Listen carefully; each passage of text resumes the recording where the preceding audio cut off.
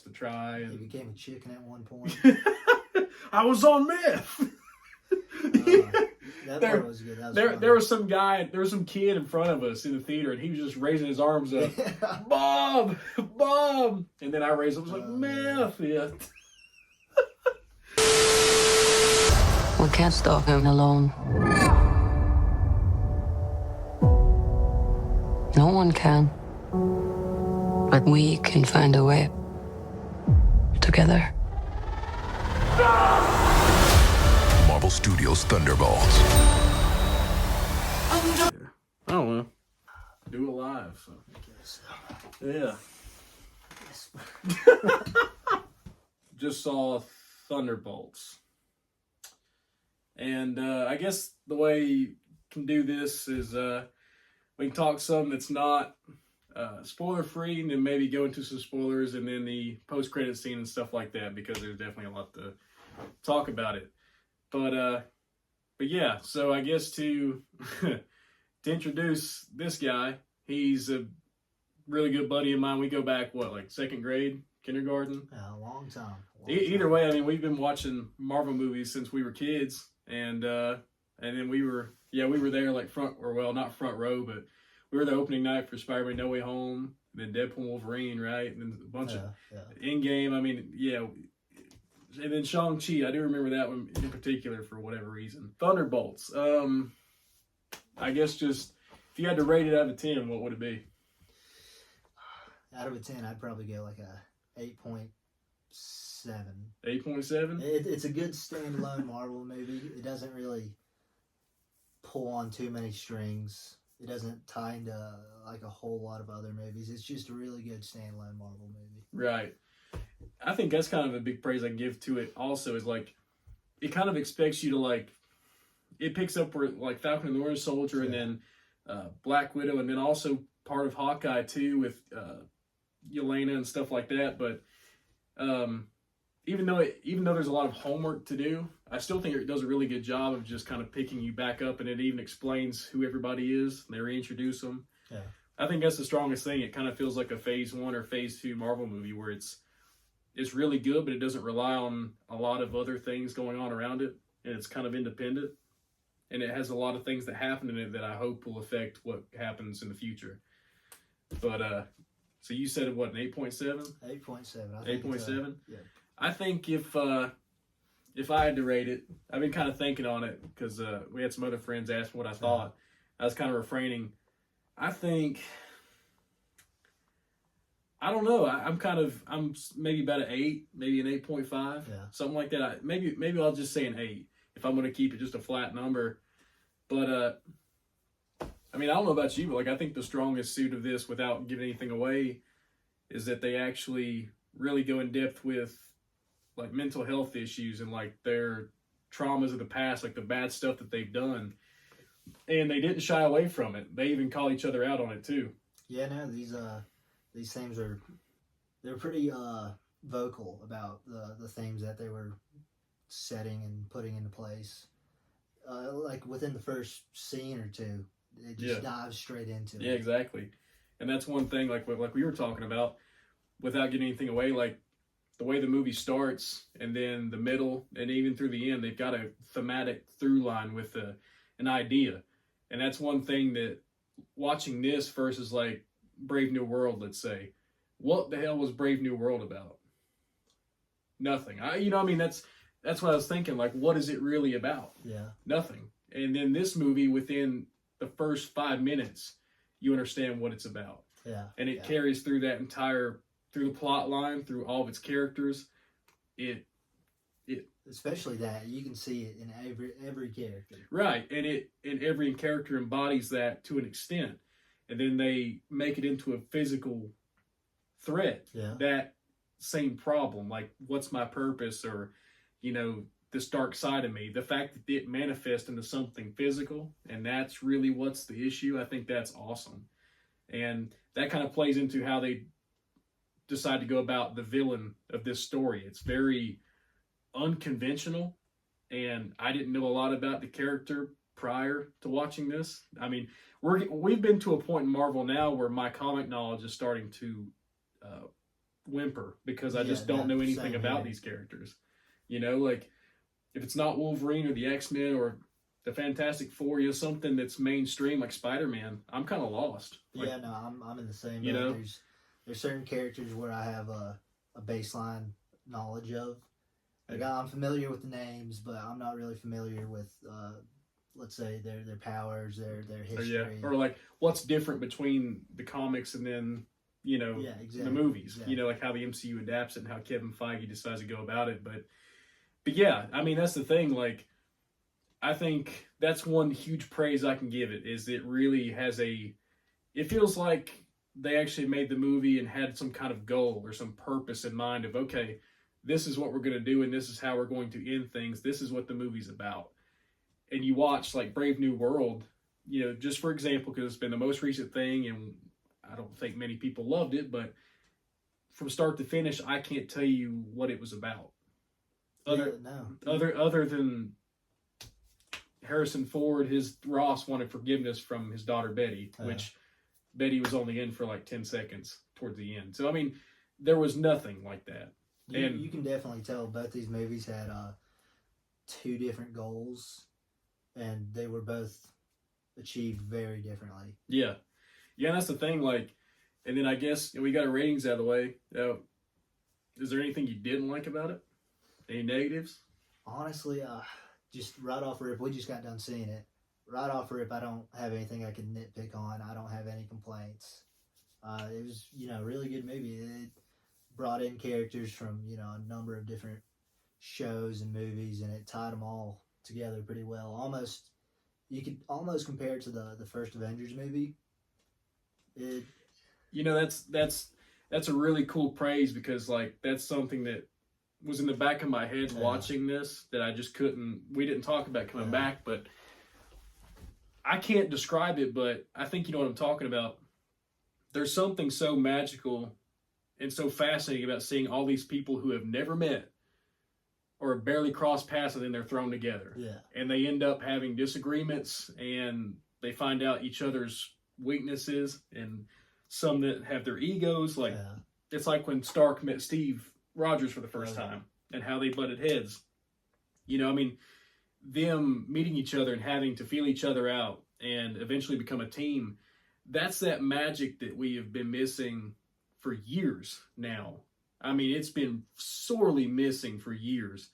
And this is the first movie since, honestly, I mean, as far as to get that new giddy excitement, I haven't felt that way since the Avengers, the very first one. Yeah. I mean, I'm right there with you. Because it's brand new territory. Like Age of Ultron, Infinity War, and Endgame, we were all familiar with the team. We had some new members and stuff, but for the most part, or maybe I lied. I think Infinity War was the last time it captured that magic because we got to see Doctor Strange and Iron Man meet for the first time. And they both had egos. Like, it was really cool to see them interact. And then, like, Banner with T'Challa. Like, maybe that was the last time they had some really good team magic with people meeting each other. But either way, this achieves that same thing, but on a much smaller and a more personal scale.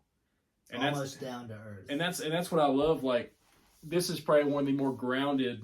I say grounded, but like a modern Marvel movie, this is probably the most grounded one of them all.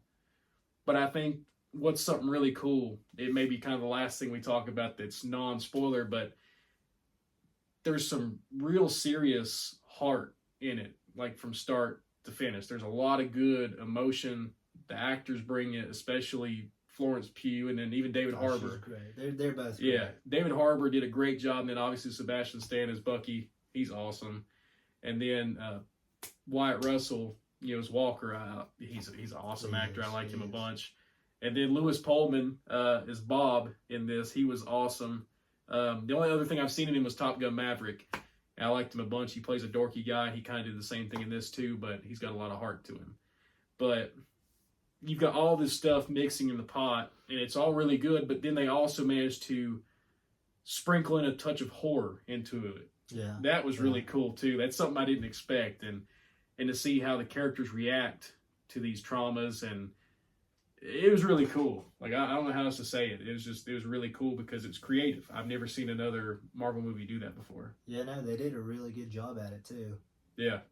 But I mean, I think generally we're about on the same page though. It was a really good, like, I know everybody likes to say it, but it's a good return to form for Marvel. You know, Brave New World comes out, oh yeah, Marvel's dead, and then Daredevil Born Again comes out, oh yeah, Marvel's back, and they keep going back and forth. Yeah, and definitely. then you give it a year, and then everybody wants to hate on it, like Deadpool, Wolverine, or Spider-Man. They want to pick out the stuff they didn't like. But either way, I think they're course correcting, and this was a really good sign of where their headspace is at and where they're wanting to go. Like, this has honestly been the first movie since Deadpool, Wolverine, or Spider-Man No Way Home that's really ignited that excitement for me to say, okay, what's next? Yeah, I agree. And they definitely, I mean, even the title of the movie and how everything goes with the characters and what they decide to do going forward with the MCU, it's really exciting. It's really different, and it poses a lot of good questions, and it makes me wonder what they're going to do going into Doomsday. Yeah. You know? You can cut this if you want, but it's not really anything too bad. But Yeah. I would say the Thunderbolts, it's a good Marvel movie. It's got a good balance between humor, seriousness, and I guess the horror aspect to it. Yeah. It balances it out really well. Like in Thor: Love and Thunder, I think we can both say that they butchered Thor's character in that. And they went too far in the humor. They killed the seriousness. Oh yeah, I mean they were dealing with cancer as a subject matter, and had Christian Bale of all people, freaking Batman, an amazing actor, and look what they did with him. They could have done such a better job. Like Gore, he's the God Butcher. The God Butcher, yeah. And they barely dove into that. They showed a few scenes. He got butchered. Yeah, he got butchered. But as I was saying, the Thunderbolts they do a lot better job. Honestly, probably 10 times better. Getting back to Marvel's roots. Yeah. Of keeping a balance, humor's here and there when it's needed. It's not. Yeah, and it works. It's not overused. It doesn't feel forced either. No, it doesn't. Like, just the stuff that they're saying, like, everybody's asking each other questions that you would legitimately think when someone asks, like, okay, didn't you do this? Or why do you use that? Or, you know, they seem like my helmet? Yeah. You like that hat? It's a helmet. If you like the hat, you know, like. What about your hat? The hat. The helmet? Like, cool, right? You like it? Did you like the hat? Yeah, I think the hat's pretty sweet. Then cool. But I love that, like, they just feel like normal people. Yeah. No. Like, you know, they just different mentalities colliding, and then everybody thinks different. Like, and that's what makes a good team dynamic, because everybody's different. Yeah. You know, and then if you get to, and that's why I think Guardians worked really good too. Oh, yeah. Whenever, you know, you had all these characters that were all different.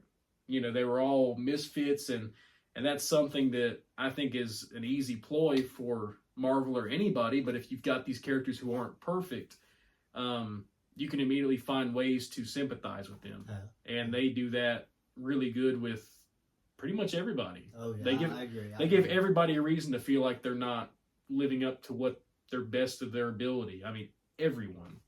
And again, that's part of the whole through line of the message of the movie, is that what's my purpose? You know, how do I defeat this loneliness, and what do I do about my failures? Yeah. You know, that's really cool. But I mean, that's kind of all I got to say as far as non-spoiler and not giving nothing away. Yeah. So now we can just open the floodgate and talk about spoilers, and I'm just going to start off with a bang. So, you know, for a long time we saw the Thunderbolts with the asterisk on there, and everybody's like, what's the asterisk for? And I think there were some posters and other things that kind of revealed what that was before it came out, but it stood for the New Avengers, which is really cool. Like, they, by the time the movie wraps up, I'm just going to call her Elaine from Seinfeld. That's really that's what I'm going to call her, but you know who I'm talking about, Val.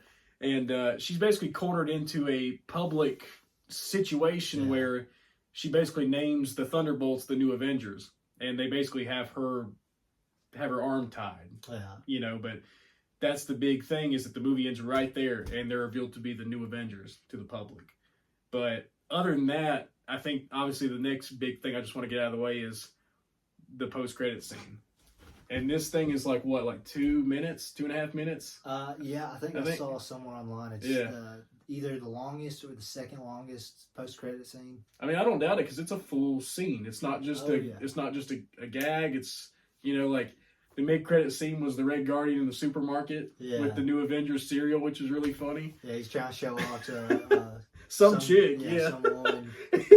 And that's and that's one thing. Like, I've only seen David Harbour in like Black Widow. I've never seen him in Stranger Things. I've never seen him in anything else, but I like him as an actor. He kills it in this, like as Red Guardian. The dude's just so funny, and he never oversteps that boundary. It's kind of effortless. Yeah, like, I mean, it's just like RDJ with Iron Man. Yeah. He's got it. But no, that's the mid credit scene. That's pretty brief. But the post credit scene is the one that's interesting. Yeah, because it flashes over a year later. Yeah, isn't that right? It's 14 months. 14 months, and we get this long one. And then, obviously, in the movie, we actually get a reveal that Val has bought Stark Tower, or the Avengers Tower.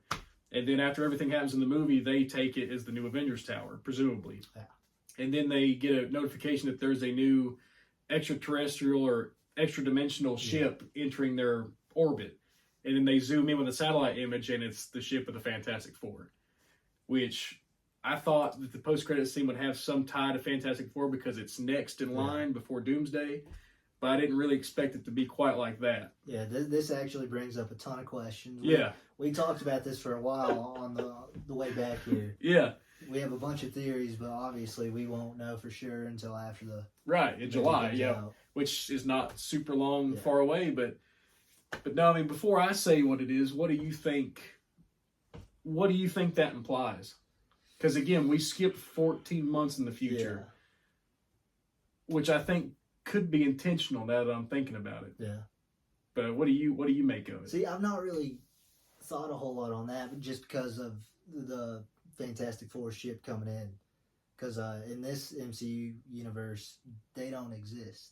Or at least not in the capacity that we know them as a superhero team. Yeah.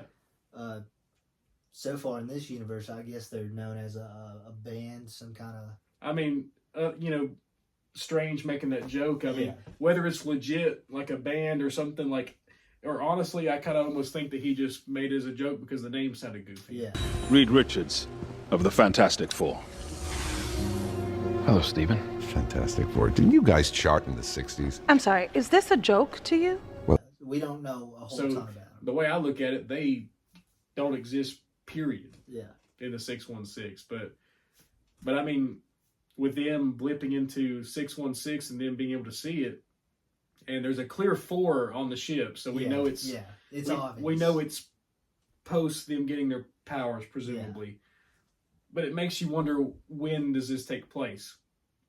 And I think our common consensus is that they just inadvertently spoiled the ending of First Steps. This is what we think. That's what I think. Yeah. And and I think I said in the other video, I really do think Galactus is going to come out on top and win. He's going to devour the Earth, and the ship that we see, when the Thunderbolts, when Bucky and the rest of them see them on the satellite footage, 14 months in the future, it's going to be them coming to 616 after Galactus has destroyed their Earth.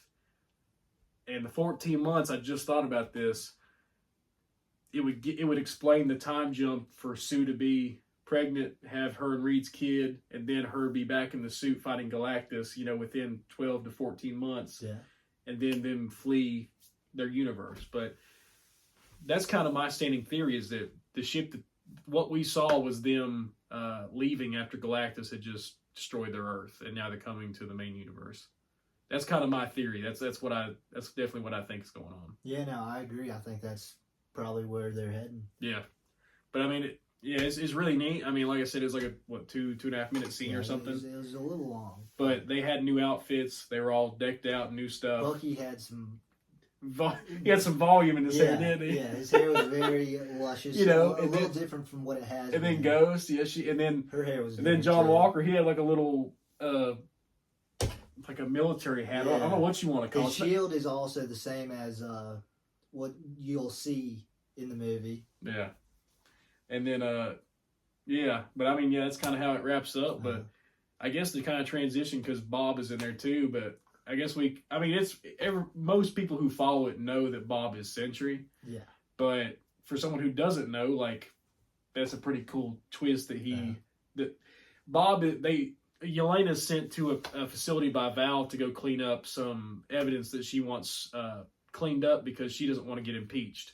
And Bucky's also interested in this too. Like the way that they weave those two storylines together until they come to a head, I think that's really cool because you get to see Bucky struggle to be a congressman. Yeah. Because he just don't feel like that's him. And then you also get to see Yelena. You follow her with her struggles, and then she ends up going for Val to find this place. She ends up running into Walker and Ghost. Taskmaster. And they all realize that they are all sent for the same reason, to basically destroy each other. And then that's when they found Bob down there. Yeah. And they just off Taskmaster just like that. I mean, she's got some cool moves, but Ghost just pops her in the head, and that's all. Which it shocked me. I didn't feel bad about it. It's just kind of like, yep, they knew that they didn't nail Taskmaster and Black Widow, so they just said, yep, we're gonna fix that. Boom, and then they were done. I mean, they did a pretty good job at it because Taskmaster wasn't going after Ghost, so Ghost had basically an easy shot just to take her out. I'm about to say, or no, she wasn't she? Taskmaster was going after. It was her, right? Because Yelena. John Walker was going after Yelena. Elena was going after Ghost. Yeah, and then Taskmaster was going after Ghost too. They were fighting, and then eventually Ghost phased, and then just got the best of her. Yeah, I think so. Because Yelena thought, she's like, I'm not after you. Yeah. But yeah, either way, she gets popped off early, and then it's like, it's not really half, but it feels like an entire third of the movie is just them down there in that base or that facility trying to get out. It kind of feels like it. Yeah, like it's a good chunk of the movie, but this is where you also get to see Bob's powers and him. Every time he touches somebody, he can look into their psyche and see their worst traumas and stuff. And it's really cool. You get to see Yelena's and then Walker's and their dynamic and stuff. It's awesome. I mean, and then the humor is on point with some of the stuff that they do. And then the action's really good. And then when you actually see Sentry or Bob figure out that he's powerful, they transition to New York, and then he's in his full Sentry getup, blonde hair, his hair's dyed, and he fights them all off. And it reminds me of that scene from Justice League where they bring back Superman. And everybody's trying to take him down, but he's just mowing through them. And he's just casually mowing. And that's basically what happens. I mean, Bucky's beating the crap out of him. He's not even flinching. And he picks up Red Guardian, about throws him out of the room. The guy's like Superman with he's the most powerful. I mean, they even say that he's like all the Avengers rolled into one. And then he calls himself a god, and Val's like... He gets a little cocky. Val's like, why did you call yourself a god? He went, well, you told me I was pretty much all the Avengers rolled up into one, and one of them is a god, so, but for the short, it's pretty brief whenever he's in the full gold and blue getup. Yeah, it's not very long. But he ends up asking questions like, why should I take orders from Val? I don't have a problem with him. And then her assistant terminates Bob, but really... they have a kill switch. Yeah, but really the Void comes out, and that's what I've seen in the trailer with him with those dark, beady eyes, and his whole body's black, and the way he turns people into shadows, basically. It kind of puts me in the mind of when the nuclear bomb hit in Japan and all you saw was these shadows. Or like Iron Man 3 when they said the same thing with the people with extremists, they would blow up and it would leave nothing but like a shadow. That was really cool, and how he covered New York and was just turning people. But I liked that their final fight, they fought Sentry physically, but then the whole climax was Yelena going through Bob's mind games and living through her traumas, and then it was really trippy. She'd bust through a window or a mirror and then have to climb out of it into a bathroom. I mean, it was like a horror movie. It really was, and that was really cool. And the way they treat all that, and the way Bob overcomes that darker half of himself, it's really good. But I like that it's not just Bob that does it; it's everyone else that supports him, and that whole theme of being lonely comes into play too, because they're all together and they're all there for each other. I like that. I mean, it's just they have a really good through line through it. Yeah, man. I mean, it makes them feel like a team. Yeah. Which they end up being at the end. And that's that's another praise I can give it too, is by the time the movie wraps up, you really believe that these people have enough at stake with each other that they would care enough to stick around with each other, even if it's not completely ideal or they think they're the losers. And but yeah, I mean, you know, it's a team movie, but I think we can both agree that Yelena is pretty much the main character throughout the whole thing. Yeah, no, she definitely is. Yeah. I mean, the first scene starts out with her. Yeah, And it kind of sticks with her for, you know, the most part of the movie. right. Yeah, and she's basically the through line. She has a special touch with Bob, and I almost thought for a second that she was going to be the only one that could reach him. I thought that for You know, for a minute I thought too. so, but I like that they, again, like other things, they subverted my expectations, and it took all of them. Even Walker, who he really didn't like, you know, they were off to a bad start. But I like that it showed Bob's trauma and him just being an abused kid and him not being a perfect person either, and him going through that experimental procedure because he liked drugs and that was something else to try. And He became a chicken at one point. I was on meth. That part was good. That was There was some guy, there was some kid in front of us in the theater, and he was just raising his arms up, Bob, Bob, and then I raised up, I was like, meth, yeah.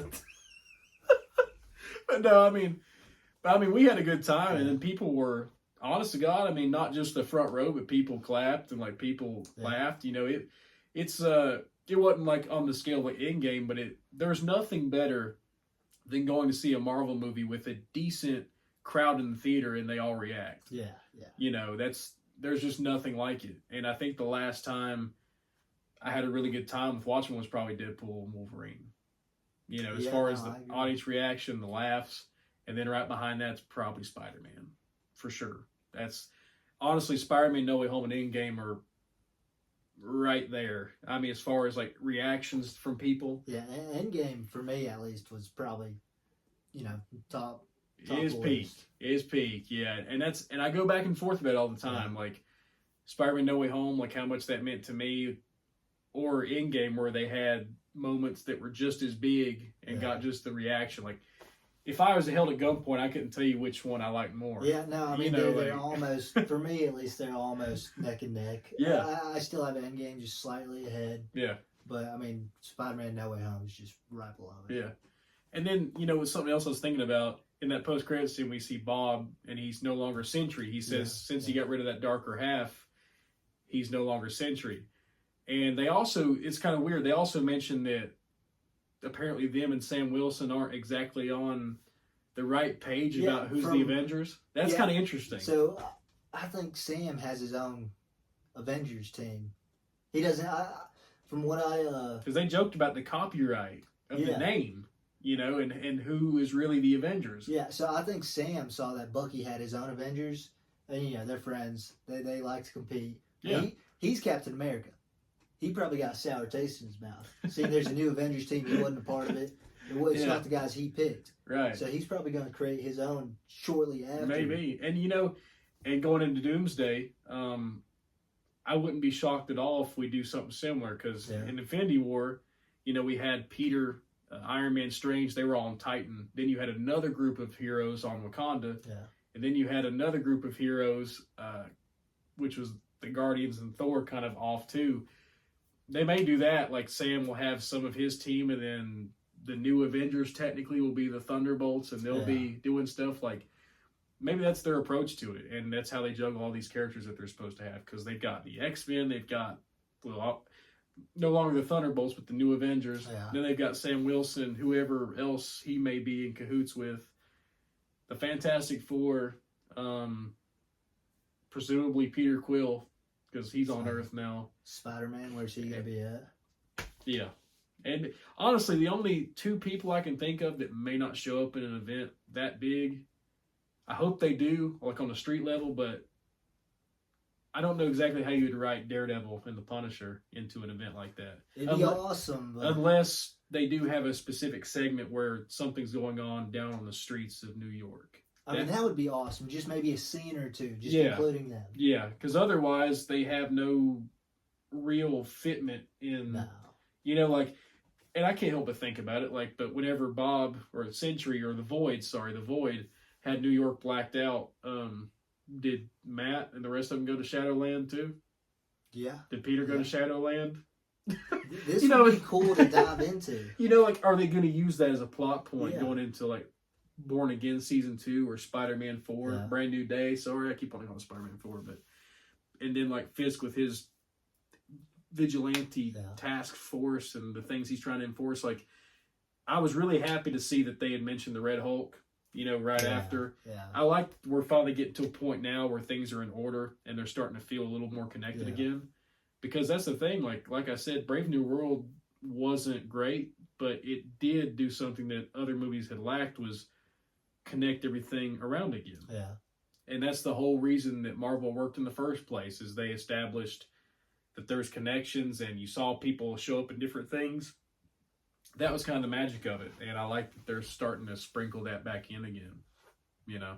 Yeah, no. It feels like it's been long overdue, you know, especially from the days where, you know, like we were in 2nd or 3rd grade and Iron Man 2 was coming out and we went to watch it, and then at the very end they had an entire scene from Thor with Coulson coming up and say, "We found it," and it's the hammer and the light, you know, the thunder sound. Like that was good enough. That was so cool. And the post-credit scene with the Fantastic Four ship reminded me of that. Like, it's the first post-credit scene we've had in years that legitimately felt like it wasn't just an afterthought. And I really like that, the fact that it really feels like we're starting to get somewhere. And with Doomsday coming out in less than a year now, as of yesterday or whatever day it is, it's basically a year away. And we're really we're getting in the sweet spot of it where we're going to start having to set up what's going on, you know. And the Thunderbolts was a big step forward into what's going on, you know, in the future. And I like they even say that. They said the Avengers aren't coming. They're not even a thing anymore. And by the end of it, obviously, that's their play on creating the new Avengers, which was mentioned in Brave New World, where Ross is like, "Hey, I want you to form another team," you know, and that obviously didn't happen. He turned into a Hulk and got thrown into the raft, but... Which moves us to the Thunderbolts. That's how this movie began. Right. And another thing, too, is like in the comics, I think the Thunderbolts, the name is derivative of Thunderbolt Ross, because the Red Hulk's on the team or something like that. Yeah. And this movie takes a different approach, which is really funny. Like, it's played for a laugh, but I like it because it's got some emotion to it. But it's based off of Yelena's like soccer team. Yeah, her youth soccer team. Yeah, and they were talking about how some girl pooped on the field or something. Like, I mean, it was really cool, and none of it really felt cheesy. Like, I'm really happy with what we got. Yeah, no, it's definitely not perfect, but I think the thing I can really appreciate about it is that it dared to do something different, especially the climax, the way that they put these characters together. Like, it reminds me of the first Avengers movie. It kind of felt like it was breaking new ground that we hadn't seen at that point yet. And it finally felt like a cohesive place to put these different characters together for the first time. So I don't want to call it Marvel Suicide Squad because I think that's kind of a disservice. Yeah. And by the end of it, I really do feel like it's an Avengers team, like a new Avengers team. And what makes it so much better is that they're not good. They're not perfect people. And I like that they're forced to be better than what they are. And that's my favorite part about it, is that they find it themselves to be better than what they are because they're all struggling with something. And they've got to face it head on. And I like that. That's really cool. And if anything, like, especially Ghost, like, I've seen Ant-Man and the Wasp one time. And I don't know about you, but she was kind of forgettable as the villain, and I didn't really care much about her. And I liked her a whole lot more after this was done. You know, she had a little more to do and a little more to say. And same with John Walker. I liked him a bunch in Falcon Winter Soldier, with being a veteran and then taking the serum and making mistakes. But ultimately, we know he's a good guy, you know, but he's a little gray on being hot-headed and stuff. But no, I mean, they do such a good job with all the characters, though. They really do. Even the ones even Ghost, who I was like, I could care less if they get popped. But she didn't. Taskmaster did. But, you know, Taskmaster, she doesn't have any personality. She's just a brainwashed Red Room type of deal. So looking back on it now, it don't surprise me that she was axed like that. Because what does she bring to the table besides being silent and being able to mimic everybody? She wouldn't have had too much of a say in things. No, and she doesn't really talk. Right, and that's the thing. I'm not saying you got to be funny and be charismatic to be a part of the team because that's not the case. But I just don't see a dynamic there. I don't know. Maybe I'm wrong, but I mean, I think it could have worked, but I don't mind what they did. Yeah, no, I really don't. I'm with Noah. You know, that was cool, but yeah. I mean, I feel like an idiot. I guess we've been going for like 30 some minutes, and we started off, and my mind's been such in a trance because I'm tired, and it's been a long day, but I didn't even. We go way back, but I didn't even introduce you either. This is John. My brain is just so out of whack right now. I mean, I didn't realize either. No, I mean we just sat down, and obviously this is the first video I've done that isn't just me, so it's kind of a weird thing to be like riffing off of somebody else because I don't feel like I've got to worry about keep going on my own, I mean this is my first. But I mean I thought it'd be fun though, just having a talk, especially with someone else, I mean I've got what I think, that's everybody's got their own opinion, but I definitely think it's fun to sit down and collaborate on something, and then everybody sees something different than someone else did. Yeah, I mean me and Noah, after every movie we go see, we usually just either we stand outside of the theater and talk for honestly hours. We've done that before. Yeah, we talked for like 2 hours after Spider-Man No Way Home. Yeah. Oh my God, we stood out there everybody had left. Yeah. The parking lot, town was empty, and we were still talking about that movie. It's honestly close to midnight when we left. Yeah, honestly, God. Like 10 o'clock or something like that. Yeah, it was like 9:30, 10 o'clock. Yeah, and we were still out there. Yeah. But that's just kind of how it goes, though, and I don't think it's going to be any different by the time Fantastic Four comes out. No. And then maybe in the future we definitely do Doomsday and the rest. Yeah, I think that'll be enough. It'll definitely have enough to warrant a video, or several. But on the Thunderbolts, I mean, it was a really, really good movie. It surprised me. It kind of feels like something that maybe could have come out in Phase 1 or Phase 2. It kind of stands on its own, but it also opens the door for possibilities. And I like that about it. I really do. I really do. Even if you haven't seen Falcon and Winter Soldier or the other shows or things to get caught up on the characters, they do a good enough job of reintroducing them and giving you a reason to know what they're doing, what their backstory is. You could go in blind to it and be all right. Which is another great thing about the movie. Yeah, I think it's awesome the way that they fill in those gaps with very smart lines of dialogue, or there may be nothing said at all, like John looking on his phone and seeing the Fallen Hero article. Yeah.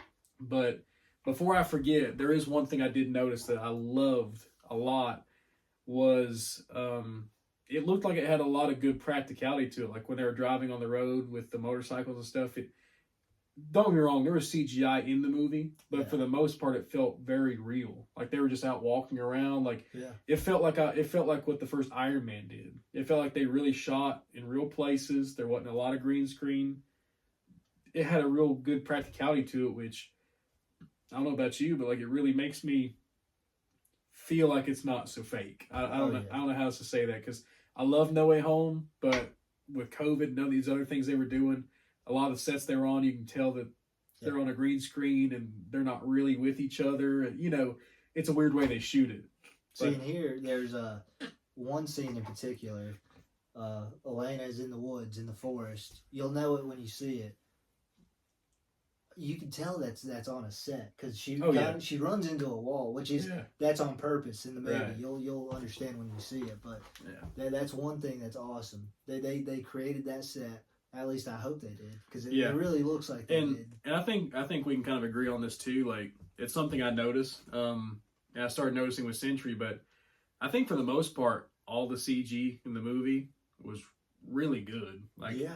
The way that they did the Void, his black form, and the way that they did the shadow effect, and even some other, great. Even when he was Sentry and was moving around, I knew it was CGI, but the way that they blended him being there and then the CGI version, they did it really smooth. I mean, they really did. I think the effects were really good. They were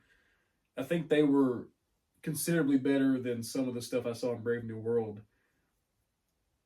with some segments. Like, I say that, but like the whole Red Hulk scene with how good he looked great. Yeah. I mean, he looked fantastic. You know, but like there were some other parts of the movie that looked a little rough.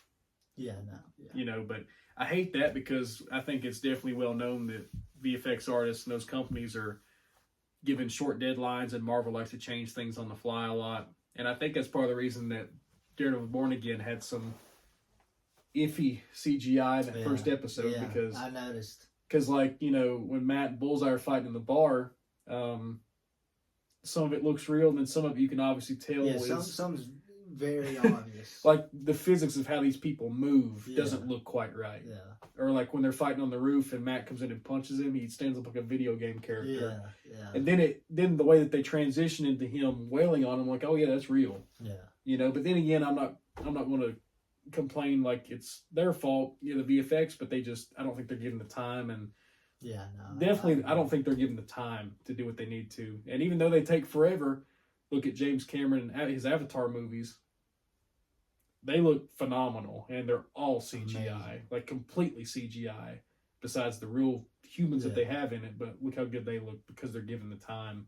And even look at Transformers, like from almost 20 years ago, and look how good that still looks. CGI and even top, and even Iron Man. I mean, look how good Iron Man looks. Like the fingerprints on the suit that they added. Like, I think there's a reason that it still looks as good as it does today, and it's just because they were given the time and the thought went behind it. Like, it's just a different landscape for movies now and TV shows because they're so VFX heavy. Yeah, and I think they're definitely overworked, and Marvel or whoever may give them different versions, and they're like, oh, we want this changed, we want it done tomorrow. You know, like, I feel bad for them because they can't possibly make it look as good as they probably want to with the deadlines are given. You know, but yeah. But I mean, anyways, I guess that's kind of my general thoughts on the Thunderbolts. It was definitely a really good surprise. I would definitely watch it again. I probably will end up buying it on my own. And that's kind of a big thing for me to say nowadays because I really don't find myself buying a lot of new Marvel stuff that goes on my shelf here, you know. But yeah, I think this is a really good return to form. And besides Brave New World, I think they're kind of on their back on their good streak now that they've adjusted some things with Daredevil, and then they're going to have Fantastic Four, which I'm pretty confident will be really good. Just the way it looks, I think it's going to be fantastic. And then we got... Wait, say that again? I said it's fantastic. Oh, my God.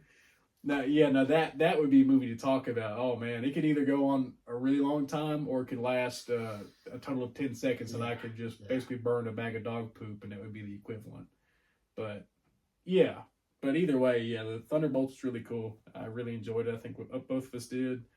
I probably ended up going to see it again with my wife and stuff. Maybe we'll see it again, but yeah, I think it's definitely a good watch.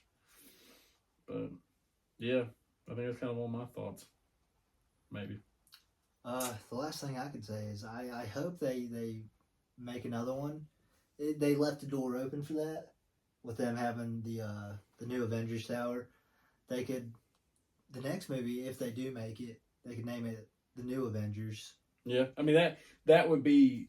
I mean, technically, this movie was the New Avengers, you know, with the title. Yeah. But I know what you're saying. Yeah, I think it'd be really cool if they do another one. Just call it the New Avengers. Yeah, unless they decide to change the Thunderbolts' current name right now in a few weeks or a few months, or when they release it, to the New Avengers. And that's another question too. Like, so they've got the New Avengers right now, and this is kind of just a general assumption after Doomsday and Secret Wars in general. After Secret Wars, I've got a feeling that they're going to hard reboot the MCU in general. Which wouldn't surprise me. No. And they may have, like, think about it. This is the first time that Marvel has had access to all of their characters. In the past, they obviously didn't. Yeah. But starting over, after Doom and all this stuff is said and done, I think they will have a soft reboot or even a hard reboot. Yeah.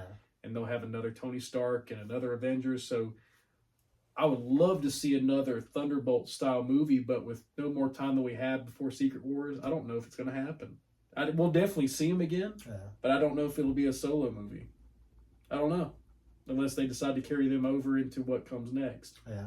I don't know. It just depends on how they decide to handle universes and characters and the continuity after Secret Wars is finished. You know, what's left of the one we've known. Yeah. You know, I don't know. It poses a lot of good questions, and that's one praise I can give is that it's turning our gears about what's going on with the MCU now and going forward. Yeah. Especially with the Fantastic Four. I'm really stoked. I've made it clear I love the Fantastic Four, always have. I'm definitely really psyched for what's coming next, you know. And I'm ready for them to see some love again. Yeah. Because you know, my God, they've had a rough tenure, and I know there's a lot of lovers of the 2005 and 7 version of Chris Evans, and I think we're both you know in agreement there. And it's funny just what time does to people. We're like, oh yeah, that was so good, you know, we love that. Just like the 2003 Hulk, like where were y'all at? And even Andrew Garfield, he's like, yeah, you like my Spider-Man? Where the hell were y'all at back in 2014 with the Amazing Spider-Man 2? I think we were, freshmen in high school? Yeah, like not even that. We were leaving 8th grade. Yeah. Yeah. And that's what's weird is like, this could be a whole other video in general, but we can kind of just generally state the obvious. We're in a weird position because we grew up with 3 different Spider-Men at different times in our lives. So when we were young kids, it was Toby. Yeah. Teenage years, it was Andrew, kind of. Like, early teens, you know, it was Andrew Garfield, and then late teens, we got Tom Holland. Yeah. We were at a weird age group where Toby is, I think, our Spider-Man. Yeah, we grew up watching. Yeah, that's my Spider-Man. But I love Andrew Garfield to death because we also grew up watching that. And then I also like parts of Tom Holland. Yeah. You know, I think I still connect more to the other two, or Toby more, especially Toby. But it's weird. We're in a weird age range where we've seen 3 different Spider-Men separately, and then obviously all of them interacted finally, which was just insane. Yeah. But yeah, I mean it's crazy. But yeah, I don't know. The MCU's wide open right now, and for the first time in a long time, I'm excited to see what they've got next. Yeah, that's kind of where I'm at. But yeah, but I guess we're gonna quit yapping our jaws about Thunderbolts and random crap, and yeah. So I'm sticking with an 8. You gonna stick with 8.7? 8.7. 8.7. Okay. So we had a good time with it. Definitely watch it again. Probably will. Oh yeah. But yeah, thanks for tuning in. This is kind of a weird shake-up of video for me because I got someone else here. But yeah, I think this was cool. With that being said, I guess I'll see y'all next time. Peace.